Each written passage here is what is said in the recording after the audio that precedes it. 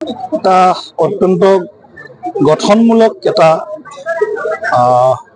কাৰ্যক্ৰম এইটো যে নিজৰ ৰক্তেৰে প্ৰাণৰ শিল্পীগৰাকীক বিনম্ৰ শ্ৰদ্ধাঞ্জলি জনোৱাৰ যি প্ৰয়াস মই প্ৰতিগৰাকী ৰক্তদাতাক আন্তৰিকতাৰে ধন্যবাদ জ্ঞাপন কৰিছোঁ।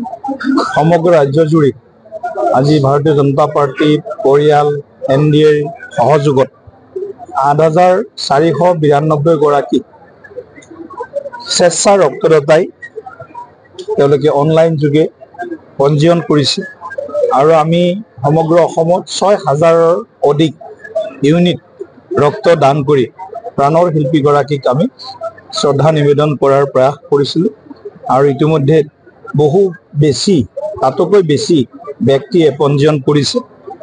এয়াতো একচুৱেলি জুবিন গাৰ্গ ডাঙৰীয়াৰ যিটো কয় যে তেওঁৰ প্ৰতি যিটো হৃদয়ৰ যিটো টান অন্তৰৰ প্ৰতি তেওঁৰ যিটো ভাৱ সেই ভাৱটো আজি ৰক্তদানেৰে ৰক্তদাতাসকলে আজি দেখুৱাই দিছে আৰু ভাৰতীয় জনতা পাৰ্টীয়েও আজি আমি আমাৰ প্ৰাণৰ শিল্পীগৰাকীক এনেকৈ সন্মান জনাবলৈ পায় এনেকৈ উপজা দিনত উপহাৰ দিবলৈ পায় আমিও আনন্দিত আজি।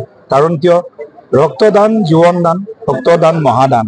গতিকে নিজৰ ৰক্তৰে আন এজন ব্যক্তিক যদি জীৱন বচাব পৰা যায় তাতকৈ আৰু মহৎ দান হয়তো আৰু নাথাকিব।